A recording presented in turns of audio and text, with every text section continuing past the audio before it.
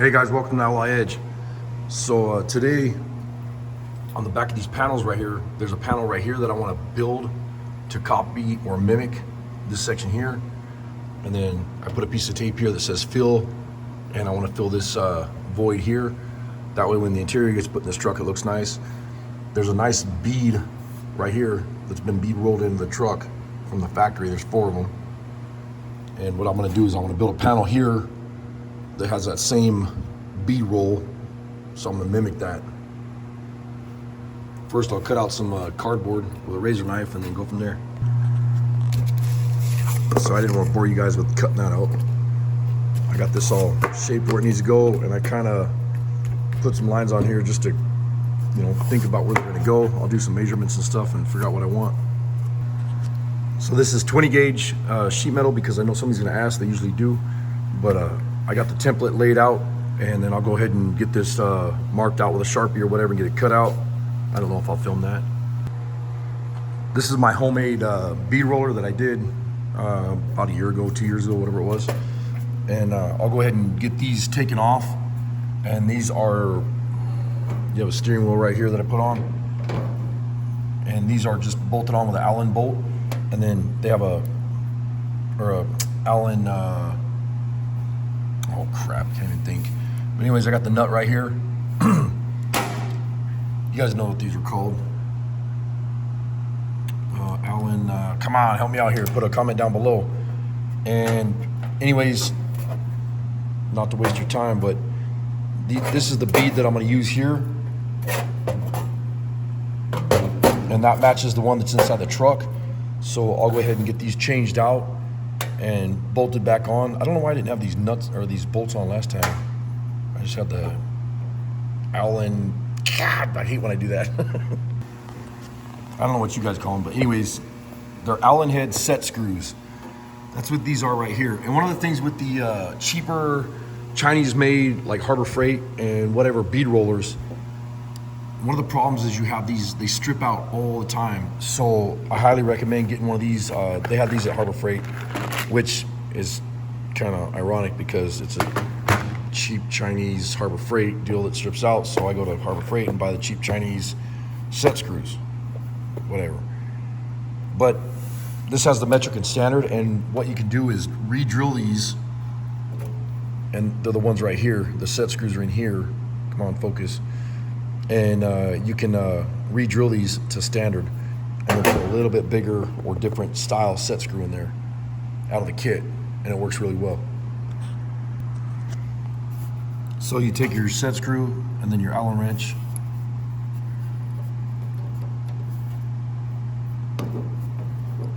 loosen it up, and then these just pull right off. And you can see where there's a flat spot, almost like a keyway flat spot on here. If I turn this, you can kind of see it. There you go. And that's where that set screw goes.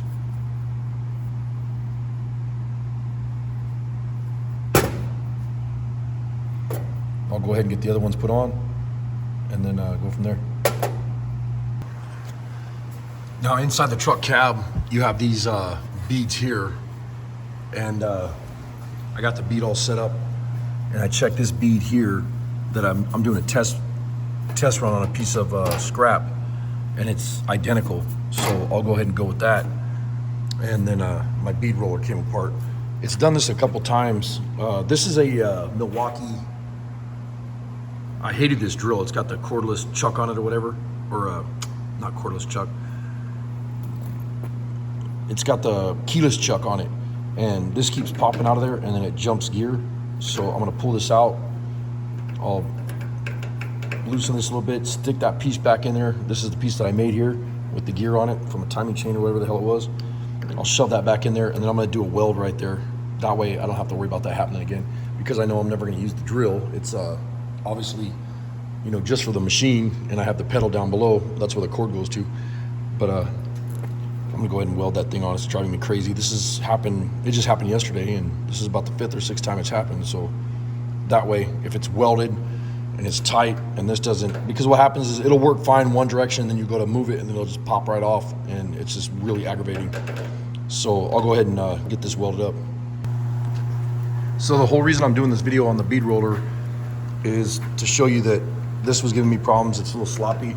So I'm building an idler pulley setup, and then this broke. It didn't break, this keeps coming loose. This chuck is screwed up, so it comes loose, and then this gear falls out, and then I can't use the bead roller. So I'm gonna go ahead and weld this up like I was saying, and right now I'm building an idler pulley setup. I'll show you that.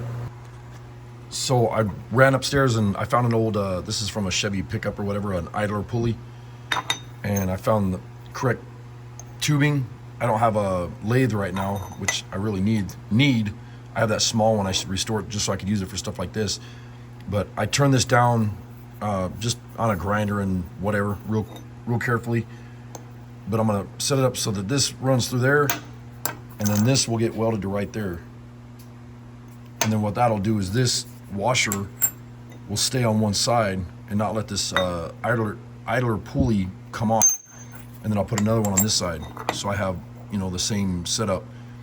And then if I ever need to change it, I just need to cut the spot weld on that side and pull the bearing off. But I mean, this is not going to be high speed, so it doesn't matter. So I'll get this set up, and then after I weld these on or whatever, I'll weld this with like a gusset on that old toolbox that's below the bead roller, so that I have something so that chain can run on.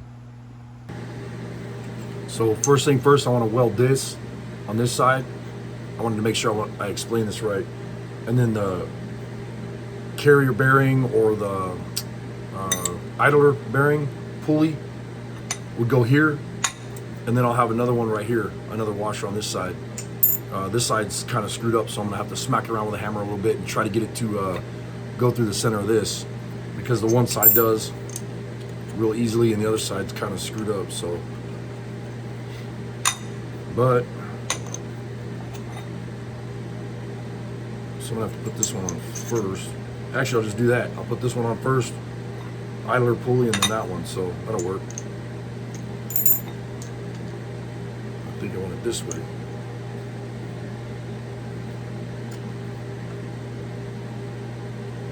Yeah, it's gonna be kind of a pain in the ass. Oh, give me just a second.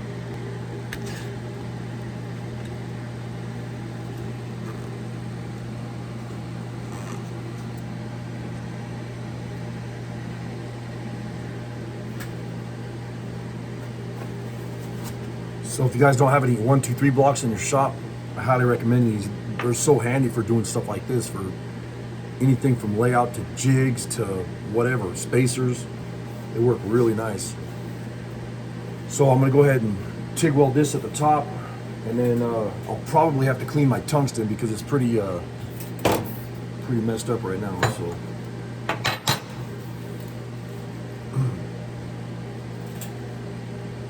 crap. Yeah, I turned my gas on.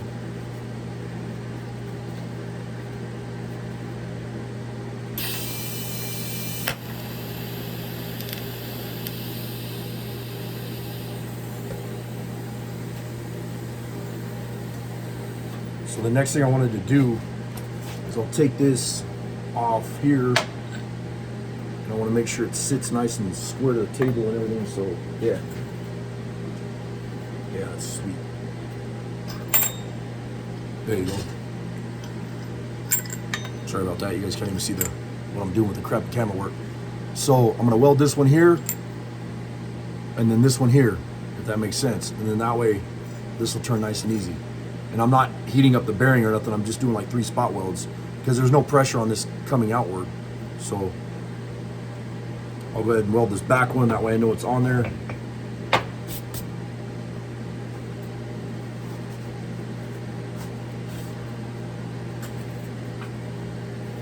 This helmet's tweaking out on me.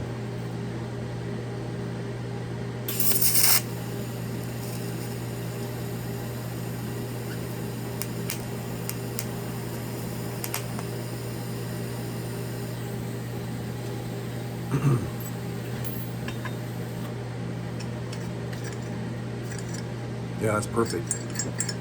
Turns nice and easy. Sweet. Well, I got that all tigged on there, and it spins nice and free. And then I'm not sure if I'm gonna run it here.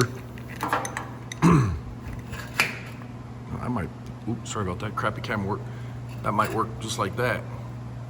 And then I'll run from the rod down, I'll run like a little gusset or something in here, weld it to this old toolbox. I could even run it here. I guess that would work too, doesn't matter. I don't know, I'll figure it out and weld something out. All right, so I got that pulley set up, welded on there. I was gonna weld like a brace coming down, but it's pretty damn strong. I think I might still just do that. Take a second, I'll grind right here and then just weld a gusset just so this can't flex. But if you do it manually by hand, works awesome. And I also welded up the chuck like I was talking about, and I welded the shaft into the chuck because I'll never use that drill again. It's just for this table. And then it goes this way, super easy also. And then I have my switch here. I'll hit it full throttle. So you can go real slow or real fast, whatever. And then you got this guy here. So if it's not gonna come off going that fast, it's not gonna come off at all. Awesome. Well, I was gonna try to do some bead rolling and stuff on this video, but I'll do it on the next one because I had to do some repairs in the shop. But that's what happens when you own a shop. A lot of times stuff breaks or fails and you gotta go buy a tool or whatever, but I'm too cheap. I like to just fix the stuff that I have. I'd rather spend 3,000 hours in labor, to build a 20-cent part. Hope you guys enjoyed the video. See you on the next one later.